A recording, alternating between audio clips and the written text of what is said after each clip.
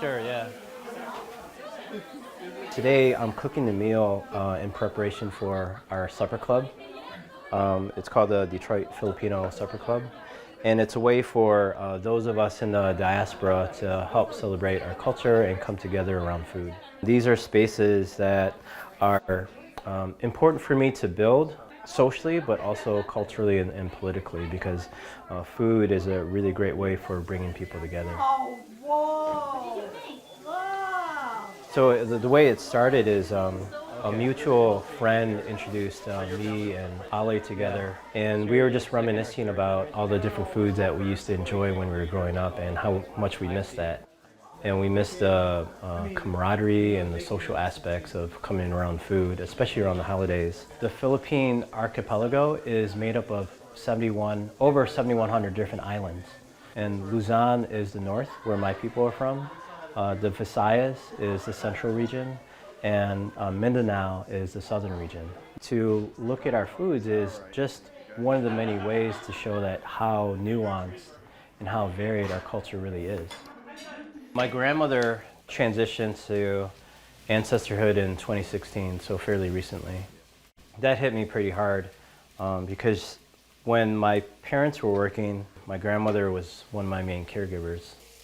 But then growing up as an adult and having to deal with grief of losing my father and my grandmother, I can now pair the grief that I was feeling from that sense of loss with some of the what I refer to as ancestral wisdom and ancestral creativity within the food that I'm making. It's healing to be able to reconnect with our land kind of in an indirect way by preparing and celebrating some of these foods and dishes. If I were to ask you what your favorite food was, I'm sure you could name a whole list of things. If I were to ask you, is there a particular dish or food that you look for in and around your family gatherings, you could probably come up with another list.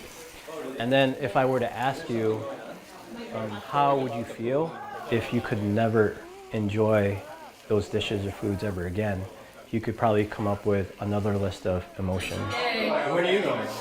When? Yeah. Same time. Okay. We should talk about flights. Yeah. Because then we could travel together. A reason why I'm really happy to do this piece is because it gives folks an alternative for seeing our community.